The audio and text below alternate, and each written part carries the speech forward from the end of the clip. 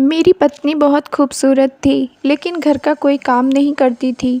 मैं उससे बहुत प्यार करता था, इसलिए मैं खुद सारा काम कर लिया करता था।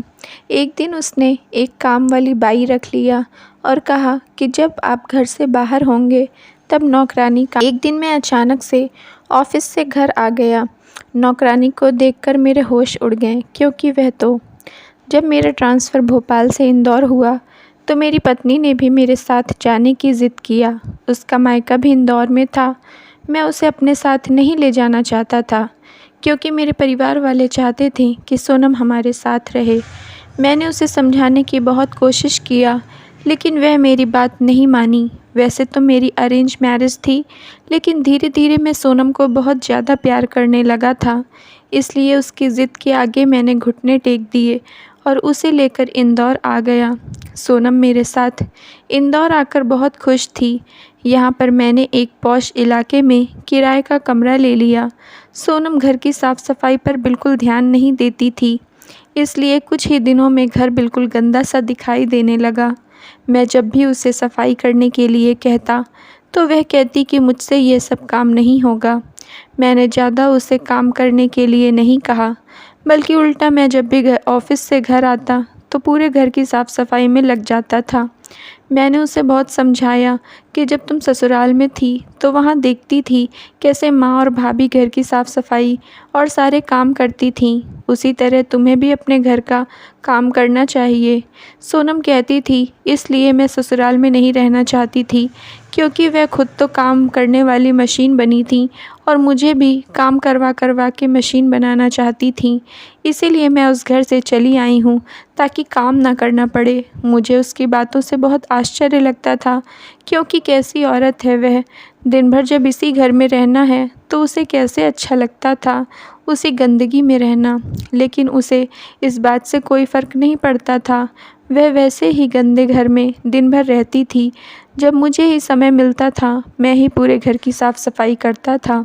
लेकिन शादी के बाद जैसे कि सब मर्द बदल जाते हैं, अपनी बीवी के गुलाम बन जाते हैं, ऐसा ही कुछ हाल मेरे साथ भी हुआ। मैं घर का काम कर लिया करता था, लेकिन थक बहुत जाता था। किसी तरह मेरी बीवी खाना बना दिया करती थी, वही मेरे लिए बहुत था। मैं कभी भी उसके खाने में कोई कमी नहीं निकालता था। जैसा बनाती थी वैसा खा लेता था। एक दिन जब मैं घर आया तो मुझे सोनम ने खुशखबरी दिया। उसने कहा कि आज के बाद तुम्हें घर का कोई भी काम नहीं करना पड़ेगा, क्योंकि घर की साफ़ सफाई के लिए मैंने एक नौकरानी रख लिया है। लेकिन मेरी एक शर्त है कि वह नौकरानी तुम्हारे सामने घर का काम नहीं करेगी। जब तुम ऑफिस में होगे तब ही वह सारा काम ख़त्म करेगी। मैंने सोचा कि कैसी अजीब नौकरानी है, मेरे घर में होने ना होने से उसे क्या मतलब है, उसे तो अपना काम करना है और चले जाना है। लेकिन मैं मन ही मन खुश हो गया था कि अब मुझे घर की सफाई नहीं करनी पड़ेगी। इसलिए मैंने ज़्यादा सोनम से भी कुछ पूछताछ नहीं किया। मुझे क्या पता था कि मेरी सिधाई का मेरी बीवी इतना बड़ा फ़ायदा उठाएगी। मेरे पीठ पीछे वह मुझे ही धोखा दे रही थी। एक दिन मैं एक ज़रूरी फ़ाइल घर में भूल गया था। ऑफ़िस पहुंचकर मुझे याद आया कि आज तो मेरी मीटिंग है और मुझे उस फ़ाइल का काम है। इसलिए मैं घर वापस आ गया। मेरे पास घर की दूसरी चाबी थी, इसलिए मैंने सोनम को कुछ नहीं बताया और घर आकर ताला खोलकर अंदर चला गया। अंदर जो मैंने देखा उसे देखकर तो मेरे जिस्म से जान ही निकल गई। ऐसा लग रहा था कि सोनम को अभी ही हाथ पकड़कर घर से बाहर निकाल दूं, लेकिन वह मेरे पीठ पीछे यह सब क्या कर रही थी, यह मुझे जानना था। इसलिए मैं चुपके चुपके उसके कमरे के पास में गया। अंदर से उसकी हंसने की आवाज़ें आ रही थी। वह किसी से हंस हंस कर बातें कर रही थी। कमरे का दरवाज़ा थोड़ा सा खुला था। मैंने हल्का सा झांक कर देखा तो वहाँ पर एक औरत बैठी थी, लेकिन वह दरवाज़े की तरफ पीठ किए हुए बैठी थी। मुझे उसका मुंह दिखाई नहीं दिया। जैसे ही मैं दरवाज़ा खोलकर अंदर गया तो वह नौकरानी अपना दुपट्टे से मुंह ढककर बाहर निकल गई। मैंने सोनम से पूछा कि यह नौकरानी कौन है, मुझे बताओ। तुम उसके साथ में कमरे में बैठकर क्या बातें कर रही थी? मुझे देखकर तो सोनम के चेहरे का रंग ही उड़ गया।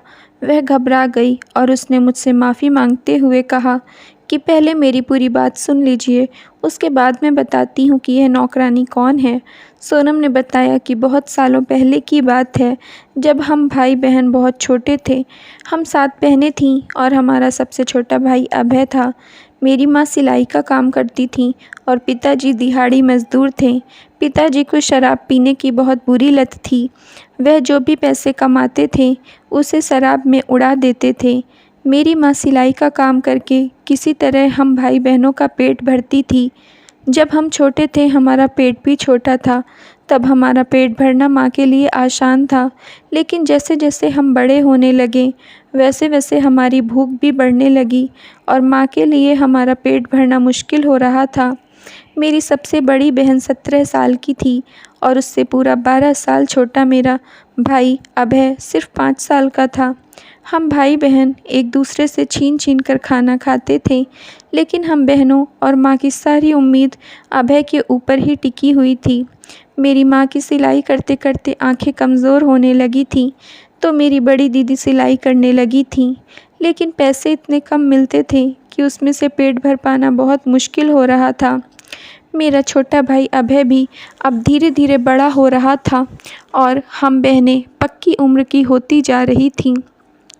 मेरी माँ को हम सब की शादी की चिंता होने लगी थी, लेकिन वह करती भी क्या, जब खाने को पैसे नहीं हैं तो शादी के लिए पैसे कहाँ से आएंगे। अभय 17 साल का हो चुका था। मेरी माँ ने उसे इलेक्ट्रॉनिक की दुकान में काम सीखने के लिए लगा दिया, लेकिन उस समय स्थिति ऐसी थी कि अगर अभय काम सीखता तो हम सब भूखे ही मर जाते। इसलिए उसने फ़ैसला किया कि वह काम ना सीखकर दिहाड़ी मज़दूरी का काम करेगा, क्योंकि और कोई काम तो उसे मिलेगा नहीं। वह पढ़ा लिखा भी नहीं था।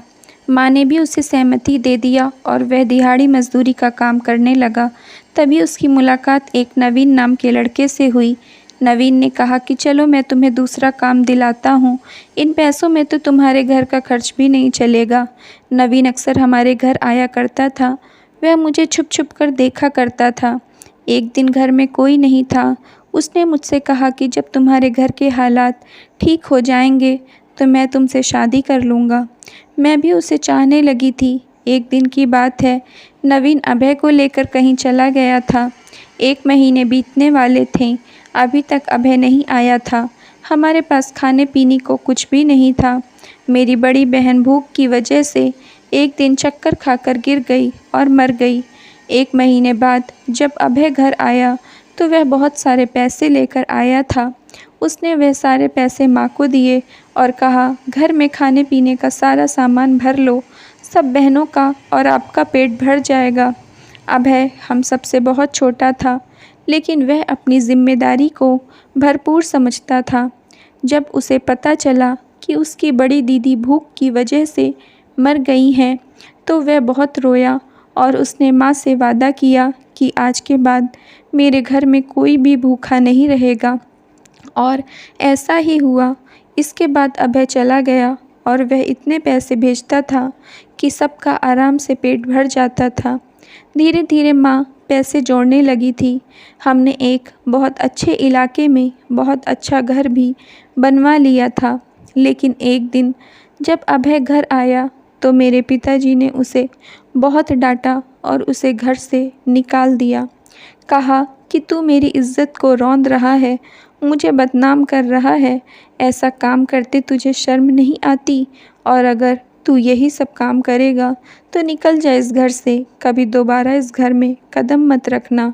अभय रोते रोते घर से तो चला गया था, लेकिन उसने अपनी जिम्मेदारी से हाथ नहीं खींचा। वह माँ को लगातार पैसे भेजता रहा, जिससे हम सभी बहनों की शादियाँ हो गईं।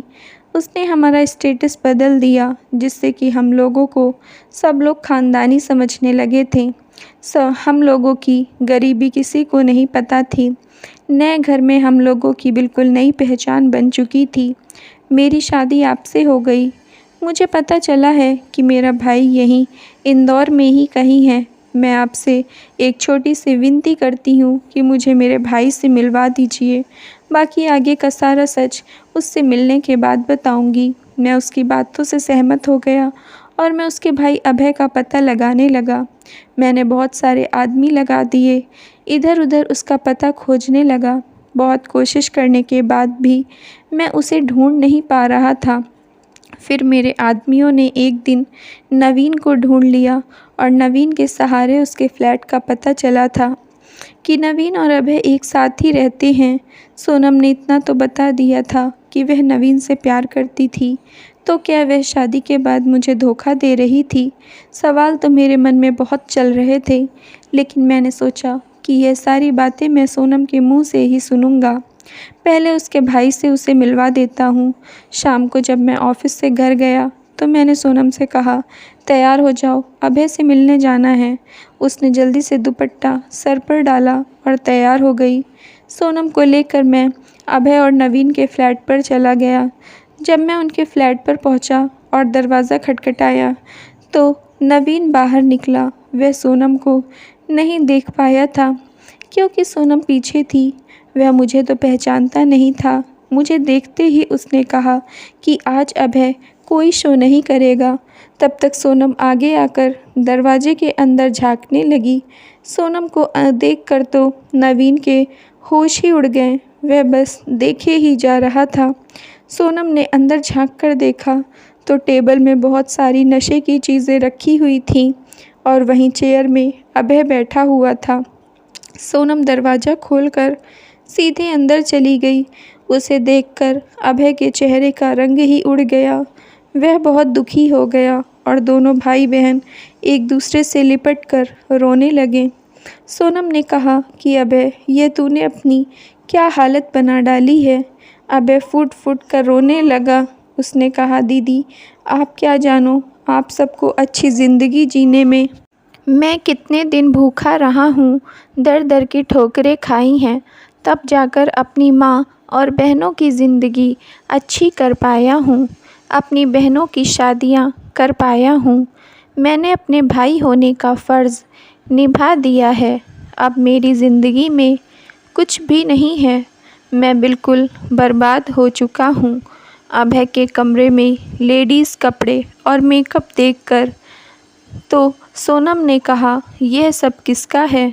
अभय और ज़ोर-ज़ोर से रोने लगा और कहने लगा, दीदी यही तो मेरी सच्चाई है।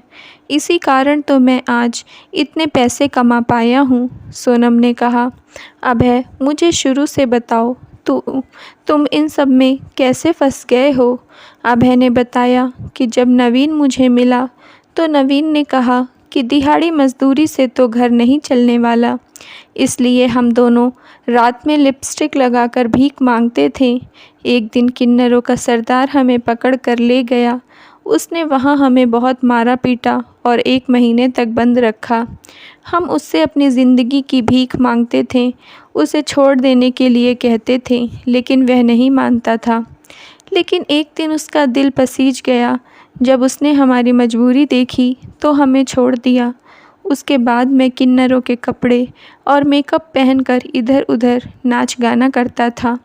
धीरे धीरे मैं बहुत फेमस हो गया और पूरे शहर में बड़ी बड़ी जगह में शादी पार्टियों में मेरा शो होने लगा।